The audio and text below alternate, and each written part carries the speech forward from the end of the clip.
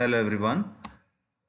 Components of computer system: hardware, software, user. Hardware is all the physical parts of the computer like CPU or monitor, mouse, keyboard, printer, etc. Software is the programs which are installed on the computer, and third one is the user. Without the user, hardware and software are useless.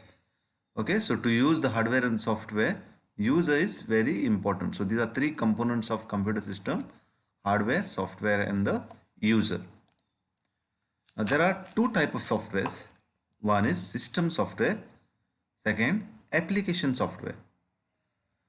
System software examples are operating system and utilities. Okay, I'll explore this now. And application software are all your apps which are installed, like Microsoft Word, Excel, PowerPoint, Scratch, or it can be games also, even calculator, Paint. All these are application softwares.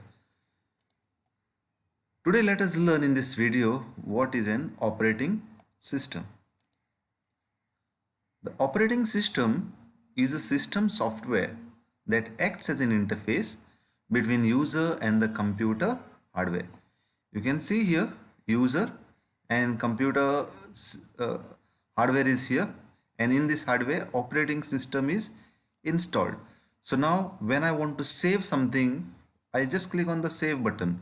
So how that saving takes place, who saves it on the hard disk, is the operating system. Same thing, whatever you do on the computer, whatever you want to instruct the computer to do, like print or scan, these commands have to be executed. Now OS, it controls, OS means operating system, controls the entire functioning of the computer system. When if I type some letters on the keyboard, it should come on the screen, all the letters whatever I am typing. So these letters, how they are shown, it is because of the operating system.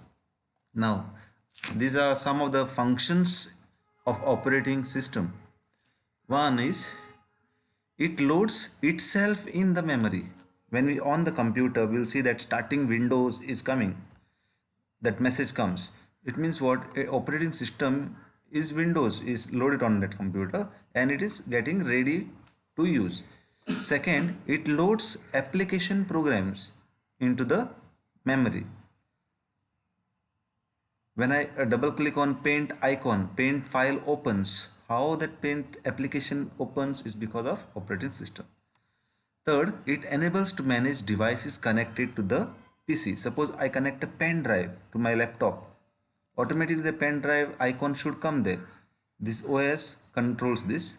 Fourth, it makes file management very easy. We can create folders. In the folders we can save our files. We can create subfolders and so on.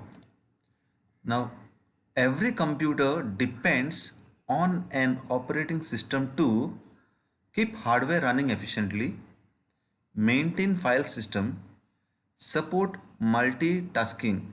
Now multitasking means many tasks are done at the same time, like I can listen to the music on the laptop as well as I can draw some pictures in paint at the same time in the background music and I'm working on the paint. Similarly you can open other apps also. So this is multitasking, and it manages virtual memory. Operating system runs continuously when computer is on.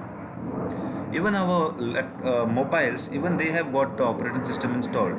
If that operating system was not there, then laptop or mobiles would not be working. Now there are two type of operating systems. One is GUI based, that is graphical user interface. Example is Windows. In GUI you can see all icons there. There is a start button, taskbar here, and so on. You just double click and it gets open. Whereas there is another type of operating system which is called as command based. Example DOS. Okay, DOS. So now here you can see that it is just commands. You just have to type.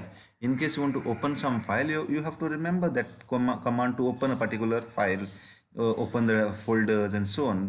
This command base is more difficult to remember the commands, whereas here we don't have to remember any commands. Just double click, file opens. You click on the X button, file closes, and so on. So GUI stands for graphical user interface, and this command second is command based operating system, example DOS. DOS, it stands for disk operating system. Thank you.